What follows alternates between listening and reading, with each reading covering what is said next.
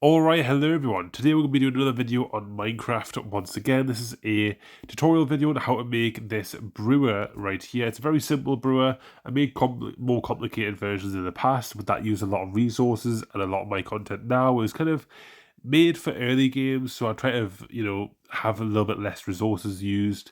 Now right now I'm actually creating a very complex potion right now just to basically show it off. But how the system basically works is you obviously choose the different effects that you want to have, but you want to click them always from left to right, because that's the order in which you need to essentially enable stuff. Now, if you have a little bit of an idea on how potions work, most potions use a nether wart and then another ingredient, and then if you want to corrupt the effect, essentially switching it to another, some potions allow that to happen, and it gives you a new potion effect. Whereas some don't, and then some you can also extend or enhance the effect, and all of them can be made into splash potions and lingering potions. As you see right there, that potion worked. It was essentially the potion I wanted to make.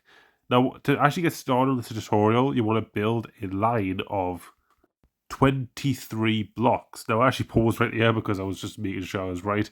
But yeah, 23 blocks, a line of 23 blocks, and then a block indented on the 24th and 25th block, so you have essentially a little border that can go around.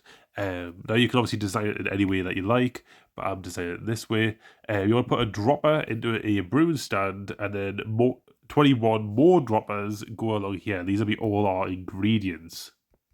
I'm also going to show you the ways that I like to display the actual ingredients as well, with item frames that I used before.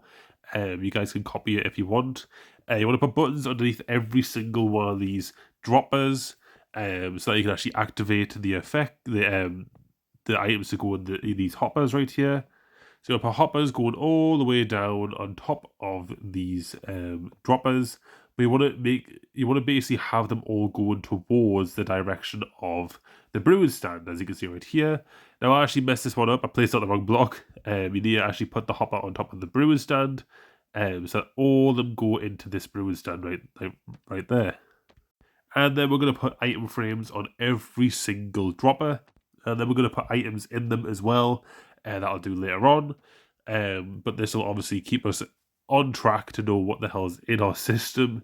Then we're going to put some stairs in front of the hoppers just to make it look a little bit nicer. You can use whatever stairs you want, of course. And then we're going to put one slab right here. The reason for that will become clear later on.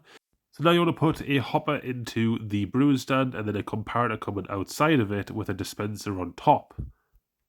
You then also want to cover the top part of the dispenser and the block on the side as well, because we're going to put water inside here, but not yet, because we need to fill out the rest of this. So we're going to put two hoppers going in the side of the dispenser from this angle, a barrel on top of that hopper that we just placed, and then also a slab on the side of this barrel right here.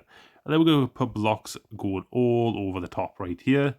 And we're practically nearly done already. It's nearly done. What we need to do next is we need to get our water, put it in that little gap right there, and then we want the redstone. So just follow these block placements that I do right here. You can put some redstone there, and then another block up here. Two hoppers right here, basically going into one another like that. And then compare out that side of it right there, going into the dispenser. You want to also put a lever down here with a bit of redstone going into that comparator at the bottom.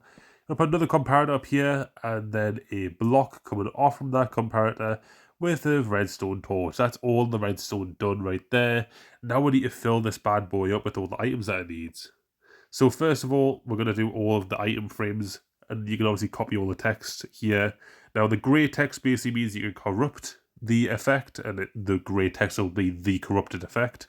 Any red circles that you see essentially means that you can put redstone on it to extend the effect, and if it has glowstone, it means you can enhance the effect, and you can obviously use gunpowder and the dragon's breath on every single one to turn it into a splash or lingering potion.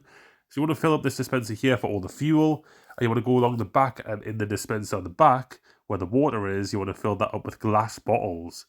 You can also fill up the barrel up on the top here with glass bottles as well, so you have a little bit extra in the system. And yeah, you can also fill all of the other droppers as well with all the different items that you can use to make the potions. And you also want to put a block.